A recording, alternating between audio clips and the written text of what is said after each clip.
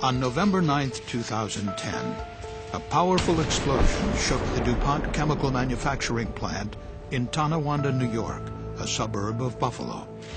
A contract welder was performing maintenance work on a tank that, unknown to him, contained flammable gas.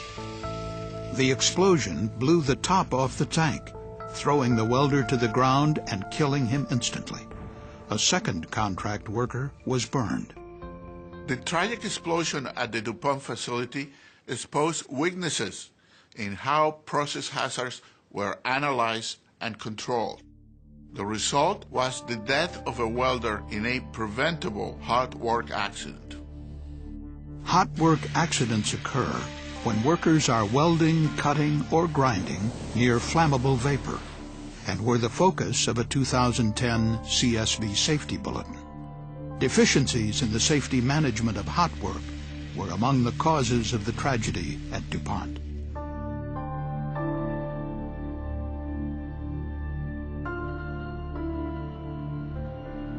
DuPont's Tonawanda facility manufactures a polymer known as Tedlar, used in solar panels, and Corian for use in countertops.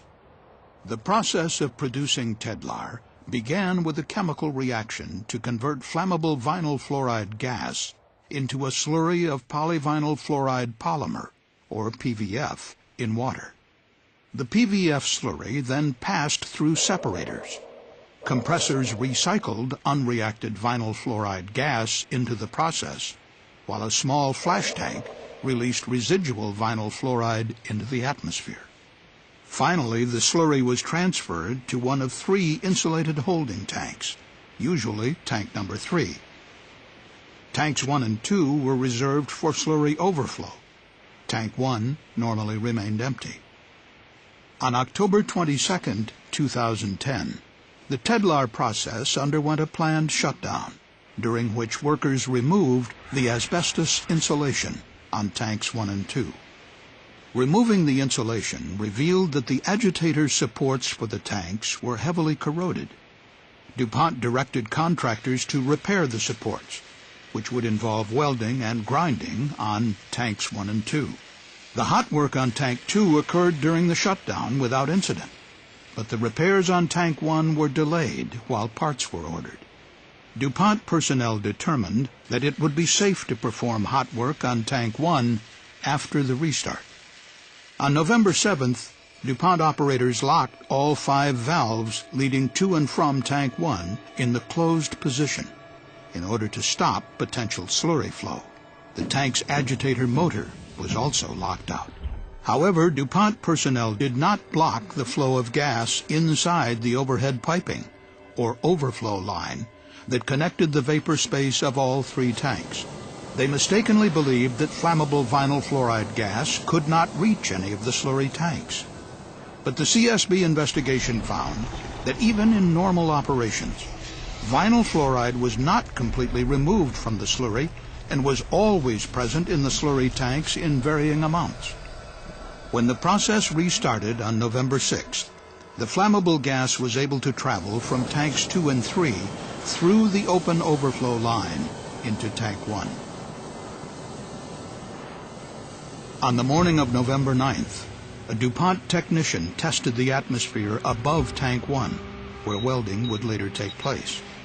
There were also 2 continuous air monitors in the vicinity. No flammable gas was detected, and the hot work was cleared to begin.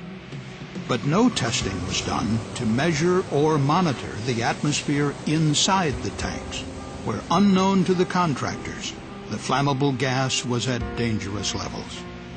Around 9 a.m., 2 contract workers began welding and grinding on tank 1. The welder connected his safety harness to the tank's agitator support and worked on top of the tank as the foreman looked on from the nearby catwalk. At approximately 11 a.m., the welder was repairing corroded portions of the agitator support beams directly above the flammable gas. A hole around the agitator shaft may have provided a pathway for ignition. Welding sparks could fall into the tank, even as flammable gas might drift upward toward the sparks. The ignition of the vinyl fluoride caused a powerful explosion. The force of the blast blew the top of the tank almost completely off. A flash fire erupted that consumed the flammable gas and quickly burned out. The welder was thrown to the ground, killed instantly from blunt force trauma. The foreman's face and arms were burned. Mark Wingard was a member of the CSB team that investigated the accident at DuPont. Had DuPont technicians tested Tank 1 for a flammable atmosphere, they would have known that any hot work presented a serious explosion hazard. But plant engineers did not realize that significant amounts of flammable gas could be present in the slurry tanks, and the testing was never done. DuPont regarded most of the Tedlar production process as covered under the OSHA standard for Process Safety Management, or PSM, and therefore subject to stricter operating and maintenance requirements. But DuPont personnel did not include the slurry tanks in the facility's PSM program. In a 2009 process hazard analysis, DuPont erroneously concluded that flammable vinyl fluoride gas could never reach the tanks in dangerous quantities. We found that the contractors did obtain hot work permits for welding on Tank 1, but those permits were authorized by DuPont employees who were unfamiliar with the specific hazards of the process, and the permits did not require testing the atmosphere inside the tanks. Two additional factors may have contributed to the tragedy. Prior to the explosion, DuPont personnel had discovered that slurry tank number 2 had a hole in a liquid trap, which was designed to prevent the flow of gas from the flash tank. Without a liquid seal in the trap, there was an additional pathway for vinyl fluoride gas to flow into the tanks. However, this hazard went unrecognized, and DuPont engineers concluded that it would be safe to return the tank to service. No formal management of change review was conducted. Further adding to the danger, on November 8th, there was a malfunction in a compressor used to strip vinyl fluoride gas from the PVF slurry. As a result, the slurry contained more than the normal amount of vinyl fluoride. Once again, DuPont personnel did not formally analyze the safety impact of continuing to operate with a malfunctioning compressor. In its final report, the CSB recommended that DuPont revise its corporate policies to require atmospheric monitoring inside tanks before and during any hot work. And the board recommended that DuPont require all process piping, including vent lines on tanks, to be positively isolated before authorizing any hot work.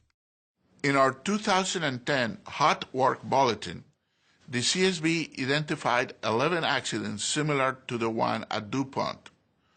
All involved hot work on tanks that ignited flammable gas inside.